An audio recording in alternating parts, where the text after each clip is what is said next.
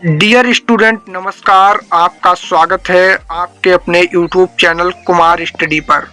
दोस्तों, एक ऐसे जीवन परिचय की बात करने वाले हैं जो हर वर्ष यूपी बोर्ड के एग्जाम में हिंदी पेपर में हाई स्कूल में जीवन परिचय पूछा जाता है। इस वर्ष भी ये जीवन परिचय आने वाला है, तो आप लोगों के समक्ष जीवन परिचय हम लेकर आ चुके हैं।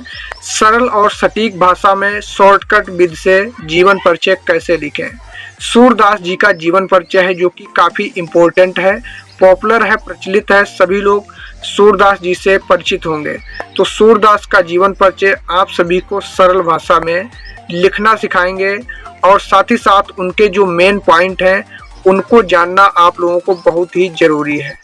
अगर 4-5 पॉइंट को जीवन परिचय में डालना सीख गए तो आपको 5 में 5 नंबर देने से एग्जामिनर कभी भी हेजिटेशन नहीं करेगा। अगर 4-5 चीज़ें आपकी जीवन परिचय में सही हैं, ऐसा नहीं है आपका जीवन परिचय 1 पेज का हो, 2 पेज का हो, इतना एग्जामिनर नहीं देखता, आपके मेन पॉइंट देखता है। तो सभी पॉइंट इस वीडियो में आप सभी को बताने वाले हैं। यदि आप हाई स्कूल के स्टूडेंट हैं और आपको जीवन परिचय सही तरीके से लिखना नहीं आता है तो इस वीडियो में सब कुछ क्लियर हो जाएगा। और टॉपर जो है किस प्रकार से जीवन परिचय को लिखते हैं या किस प्रकार से कोई भी टॉपिक हो उसको कैसे लिखते हैं, वो मेन पॉइंट सब इस वीडियो में क्लियर हो जाएगा।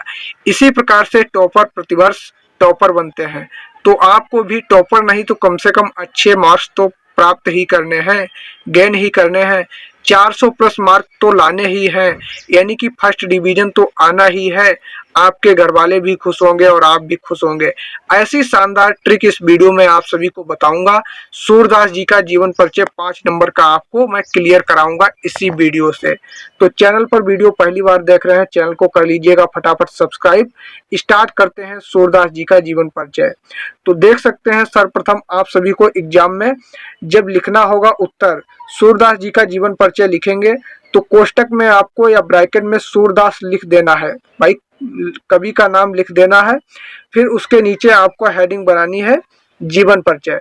जैसा कि हमने जीवन परिचय हेडिंग बना रखी है, जीवन परिचय हेडिंग बना करके फिर यहाँ से सीधा स्टार्ट करना है।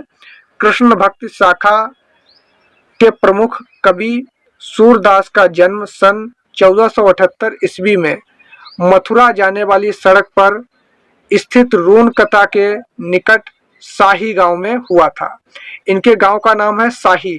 शाही को आप ब्लैक पेन से बोल्ड यानी कि मोटा करके थोड़ा लिखेंगे ब्लैक पेन से और डबल इन्वर्टेड कामा में बंद करेंगे। यही एक मेन पॉइंट हो गया भाई, इनके गांव का नाम शाही है। शाही को आप ब्लैक पेन से लिख देंगे, डबल इन्वर्टेड कामा में बंद कर देंगे। एग्जामिनर की जैसे ही नजर पड़ेगी बस एग्जामिनर यहीं से खुश हो जाएगा। फिर इसके बाद में है ये सारस्वत ब्राह्मण थे। ये सारस्वत ब्राह्मण थे। इनके पिता का नाम रामदास था।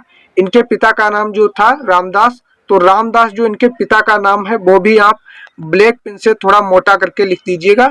आपको क्लियर नहीं दिख पा रहा होगा, खैर दिख रहा होगा, ब्लैक पेन से लिखा है।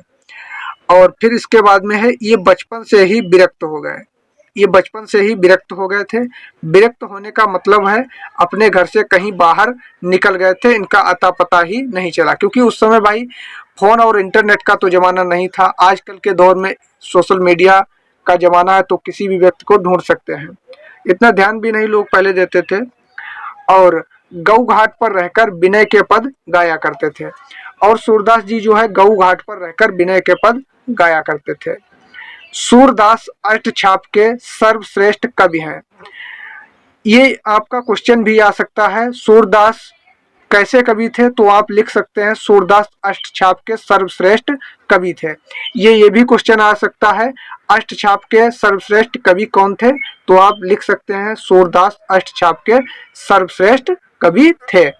आपके बड़े बड़े एग्जाम में भी पूछा जा सकता है, हाई स्कूल में तो पूछा ही जाएगा। जैसे कोई भी वैकेंसी की तैयारी करेंगे तो उसमें भी पूछा जा सकता है। तो क्लियर हो गया।